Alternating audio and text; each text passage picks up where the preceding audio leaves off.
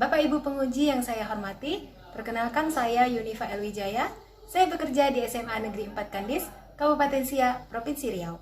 Saya bertugas sebagai guru bahasa Indonesia.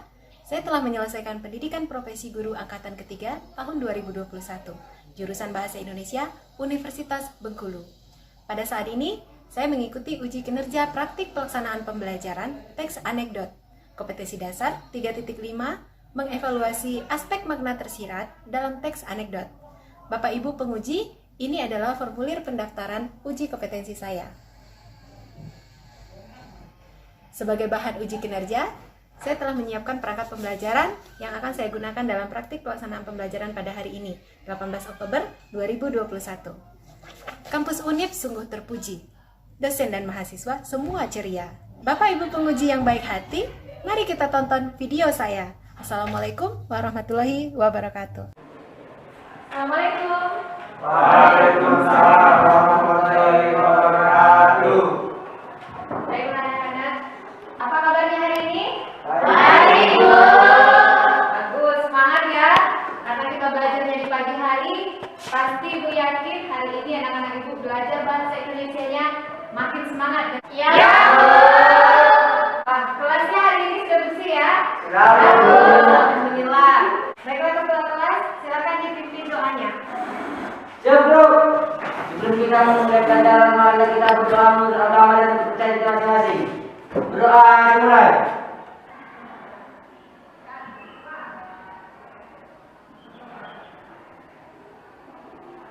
Berdoa selesai. Kepada ibu guru kita beri salam. Assalamualaikum warahmatullahi wabarakatuh. Waalaikumsalam warahmatullahi wabarakatuh. Selamat pagi dan salam sejahtera untuk kita semua. Selamat pagi.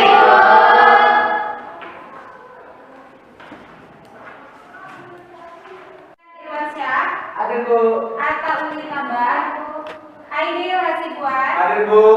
Anggaria, Hadir bu. Clara Oktaviani, Desi Natalia, Endang Sari Manalu, Fitriani Boru, Marpau, Gaudensia, Hana Ulan, Henita Lasmalia, Imam Prayoga, Jerni Sartika Sitompul, Lidiana Angel. Nah, baik, anak-anak Ibu sekalian hadir semua ya hari ini ya? Ya, Bu. Baiklah, untuk anak-anak Ibu supaya semangat hari ini, kita mulai dengan menyanyikan lagu Indonesia Raya.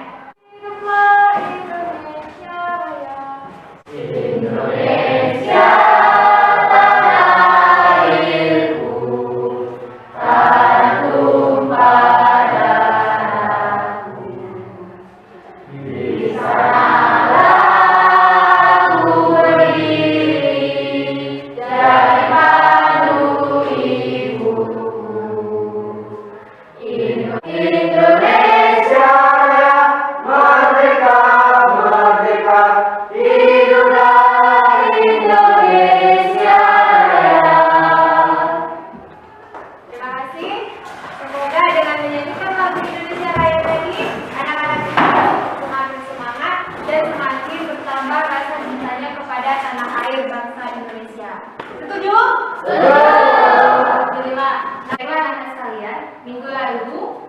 Kita telah belajar teks eksposisi. Ada yang masih ingat apa isi dari teks eksposisi? Ya, bagus sih. Fitri yang duluan angkat tangan. Ayo Fitri. Teks eksposisi adalah teks yang berisi informasi dan pengetahuan untuk menambah wawasan pembaca. Bagus. Ya, anak-anak Ibu sekalian, pada hari ini kita belajar teks anekdot. Ada yang sudah pernah mendengar kata anekdot. Nah, kalau kata humor pernah tidak? Pernah. Di mana biasanya kalian mendengarkan humor? Di TV. Ya, di TV ya.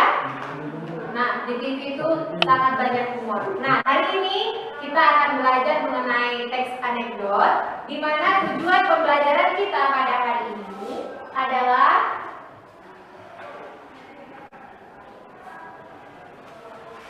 melalui pembelajaran discovery learning dengan metode diskusi, penugasan, dan tanya jawab. Nanti anak-anak ibu diharapkan dapat mengevaluasi pokok-pokok isi tersirat di dalam teks anekdot. Itu yang pertama. Yang kedua, menganalisis kritik yang disampaikan dalam teks anekdot dengan tepat, kemudian mengevaluasi teks anekdot dari aspek makna tersirat dengan tepat, kemudian mempresentasikan, lalu mengomentari penampilan dari temannya nanti. Nah, jadi anak-anak ibu sekalian, adapun manfaat dari kita belajar mengenai teks anekdot adalah suatu waktu nanti kamu akan menggunakan teks anekdot dalam menyampaikan kritik kepada orang lain, orang-orang penting misalnya.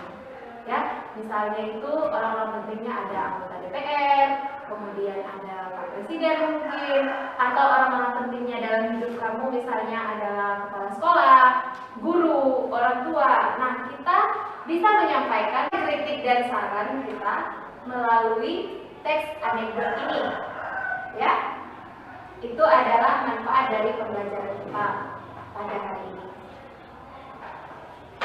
Kegiatan pembelajaran kita pada hari ini nanti kita awali dengan menonton video. Setelah kita menonton video, lalu anak-anak ibu akan mengidentifikasi masalah, lalu akan mengumpulkan nanti secara berkelompok, akan mengumpulkan data dan mengolahnya sehingga nanti anak-anak ibu bisa membuktikan hasil yang telah didiskusikan tadi itu bisa ditarik kesimpulannya. Ya, bagaimana anak-anak ibu hari ini?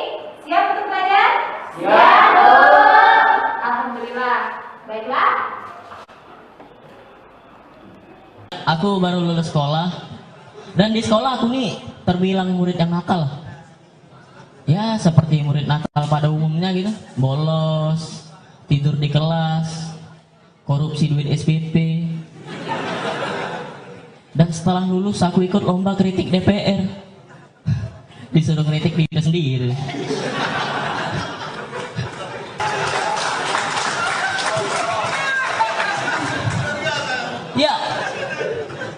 Ya gimana gitu, aku sama DPR tuh sama.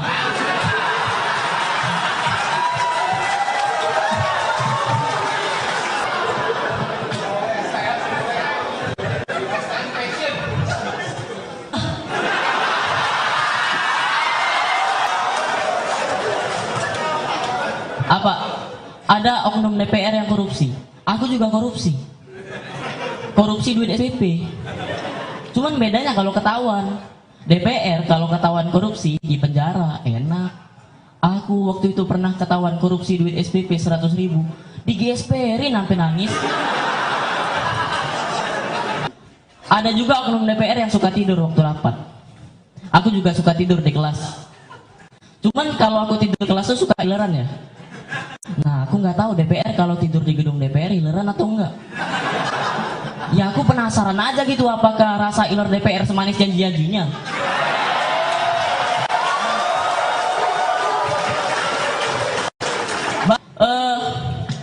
Terus waktu itu aku nggak sengaja gitu ngelihat siaran sidang paripurna di TV. Nggak sengaja tapi. Ya di situ aku lihat banyak bangku yang kosong. Ya Allah, ini aku mikir kok sama kayak di STM aku ya. Iya, banyak yang bolos. Terus aku mikir, ini DPR bolos kemana gitu, rental PS. Ya, terus aku penasaran lagi gitu, ini gimana cara DPR bolos gitu. Ya soalnya kalau kami ini anak STM ya, bolos tuh nggak mungkin sendirian, minimal berdua lah, dan pasti ada satu yang ngajak. Nah ini kalau DPR cara bolosnya sama kayak kami anak STM, aku bisa nih nyontoin sekarang nih. Terus ini terakhir nih, ada DPR yang ngelakuin kasus suap. Aku juga pernah ngelakuin kasus suap. Aku lewat ngeliat, biar nggak diaduin ke ibu aku kasih duit 5.000. Ternyata masih diaduin. Ya karena aku DPR banget kan, dan aku cinta orde baru. Jadi paginya adik aku ngadu, malamnya adik aku hilang. Videonya? Nah, kira-kira di dalam video itu ada unsur apa saja? Jadi di dalam video tadi ada apa saja unsurnya? Ya, silakan Devita. Humor. Ya, humor. Lalu apa lagi? Ya, mana bukan? Kritik. Ya, kritik. Jadi di dalam video tadi ada humor, ada kritik. Nah, sekarang coba Ibu mau tunjukkan satu lagi teks ya, tapi anak-anakku yang baca ya.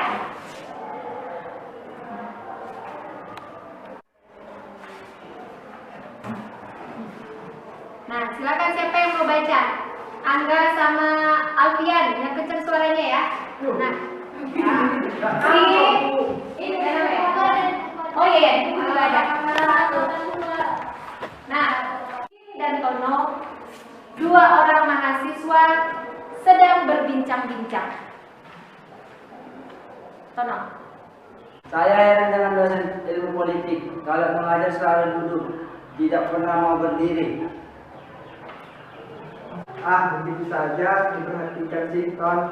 Ya, Udin tahu sebabnya. Barangkali saja beliau capek atau kakinya tidak kuat berdiri. Bukan itu sebabnya, Din. Sebab dia juga seorang pejabat. Loh, apa hubungannya? Ya, kalau dia berdiri, takut kursinya diduduki orang lain. Oke. Nah, jadi siapa yang diceritakan dalam teks tersebut? Ya. Gaudensia. Dosenmu. Dosen. Dosen yang juga seorang pejabat. Rangkap menjadi pejabat juga dia. Nah, masalah apa yang dibahas di dalam teks anekdot tersebut? Bu, Lydia. Dosen yang merangkap menjadi pejabat. Bagus, tepuk tangan untuk Lydia. Ya. Nah, kira-kira apakah itu teks anekdot? Ya, betul. Kalau kita perhatikan, unsur humornya di mana di situ? Yang mana unsur humornya? Kalimat penutup, Bu. Silakan Desi. Dosen tidak mau berdiri karena takut kursinya diduduki orang lain. Bagus, tepuk tangan untuk Desi. Kemudian, selain dari humor, kritik. Ada nggak kritik di dalam tadi? Nah, Kritik yang disampaikan kritik kepada para penjabat yang takut kehilangan jabatannya atau tidak mau diganti dengan pejabat baru. bagus Ana. Tepuk tangan buat Ana. Nah, kalau kita perhatikan kira-kira apa yang menyebabkan lucunya di dalam teks anekdot tadi? Saya Bu, Ya, silakan Diana. alasannya adalah karena dosen tidak mau berdiri dan duduk terus selama mengajar karena takut akan kehilangan kursi jabatannya apabila ia berdiri. Tepuk tangan dulu. Jadi di situ dosennya karena seorang pejabat juga, jadi dia itu mengajar tidak mau berdiri. Kenapa? Karena takut kursinya atau jabatannya nanti diambil sama orang. Kursinya diambil sama orang. Itu adalah hal yang lucu ya kan? Masa gara-gara takut kursinya diambil oleh orang lain dia duduk terus, gitu ya kan? Nah, baiklah. Sekarang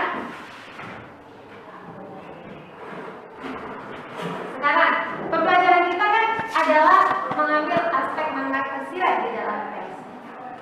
Makna tersirat dalam teks anekdot, maka kita terlebih dahulu harus menganalisis kritik tersebut.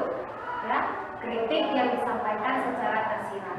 Ya, itu harus kita analisis terlebih dahulu supaya kita mengetahui apa makna yang terkandung di dalam kritikan tersebut. Nah, misalnya tadi kata kursi, ya, kata kursi tersebut menggambarkan sebuah jabatan. Jadi kursi itu sama dengan jabatan, makna lainnya, gitu kan? Tapi dia gunakan kata kursi untuk menggambarkan jabatan. Itu merupakan kalimat sindiran yang disampaikan di dalam teks tersebut yang mengungkapkan bahwa pejabat tersebut takut kehilangan jabatannya.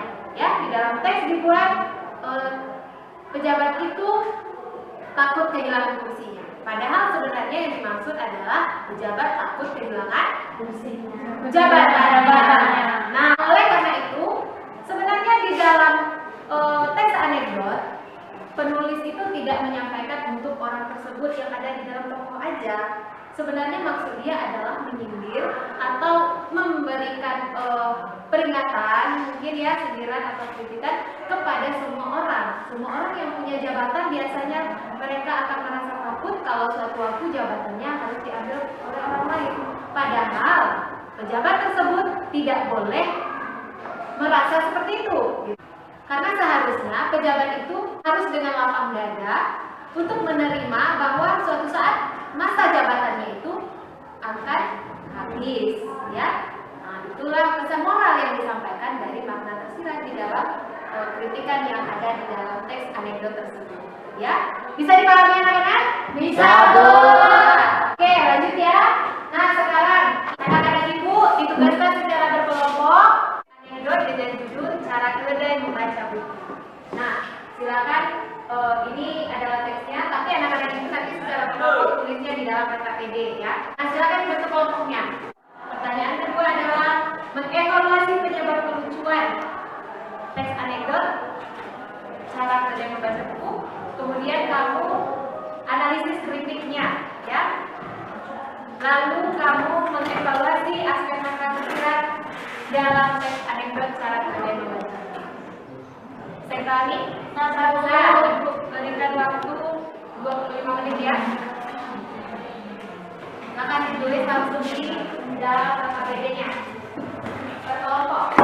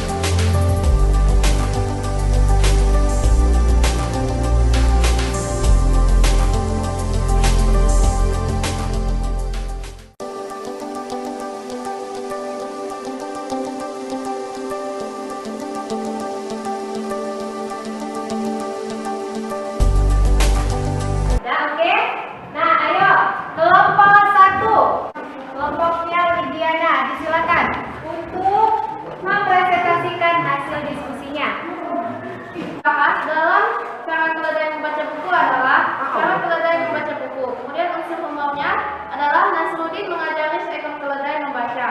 Dan saat keledai sedang membaca buku sampai selesai, lalu keledai melihat Nasruddin yang berkata bahwa buku tersebut sudah dibaca seluruh isinya. Kemudian yang ketiga adalah kritik yang disampaikan. Jika kita hanya membaca buku saja tetapi tidak mengerti isinya, maka kita dengan keledai sama bodohnya.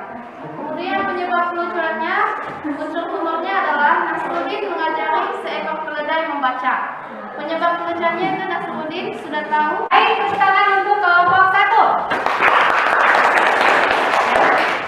Nah, bagus ya. Kami ini menambahkan, yaitu menganalisis kritik dalam teks anekdot cara dengan membaca buku. Analisis makna idiomatik, keledai sama dengan bodoh.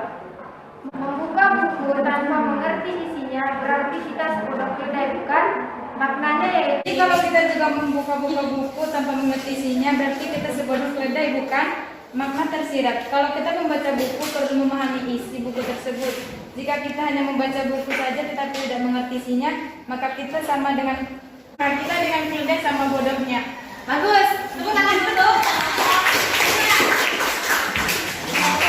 Ya, karena lucu ya jadi tertawa. Dan di dalam teks anekdot terdapat unsur humor dan unsur kritik. Nah, betul ya bahwa makna tersirat itu tidak hanya disampaikan kepada orang yang ada di dalam teks tersebut, tetapi juga untuk orang lain. Siapa saja yang membaca maka akan memahami bahwa di dalam teks cara keledai membaca buku, makna yang tersirat yang disampaikan adalah kalau kita membaca buku, kita harus mengerti isinya.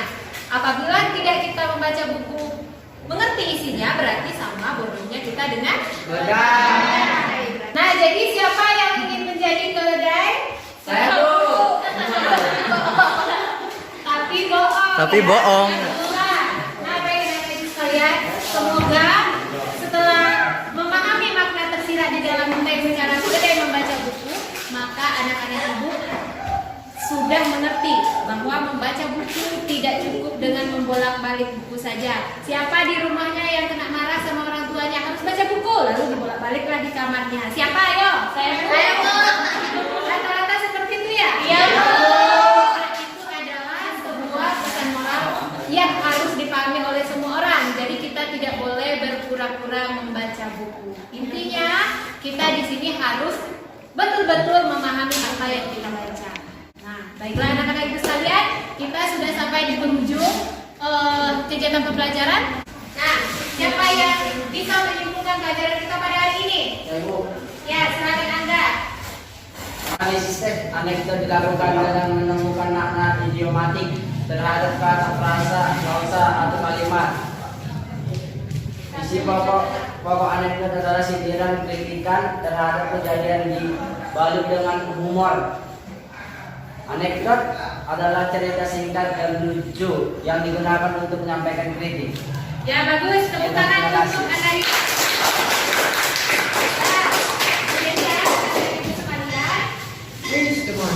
Nah, bahwa anekdot itu adalah cerita singkat dan lucu. Kemudian isi pokok dari anekdot itu adalah berupa sindiran yang dibalut dengan humor.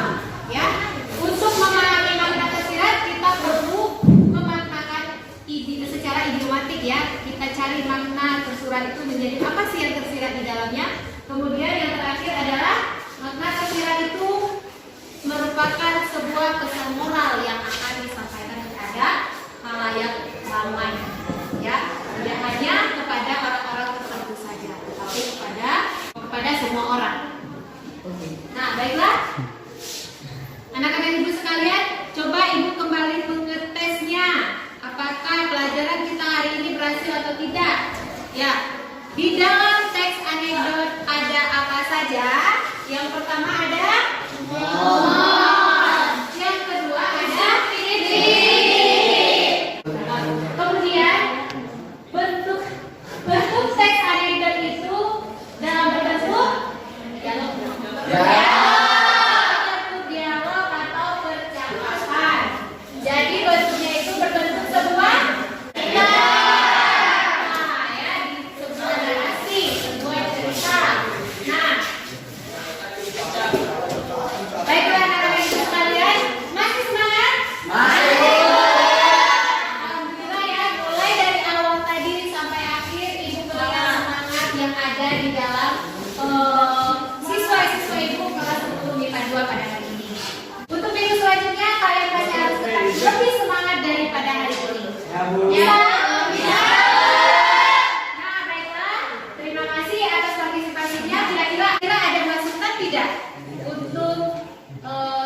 pembelajaran yang Ibu bawakan pada hari ini?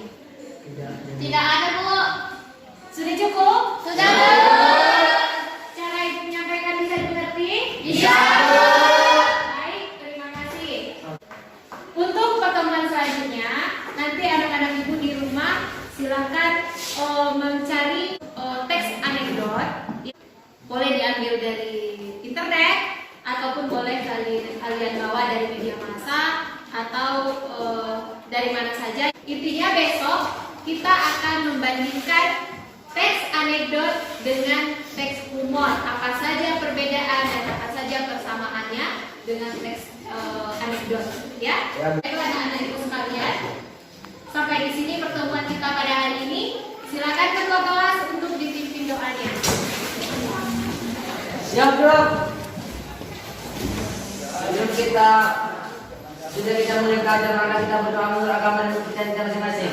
Berdoa dimulai.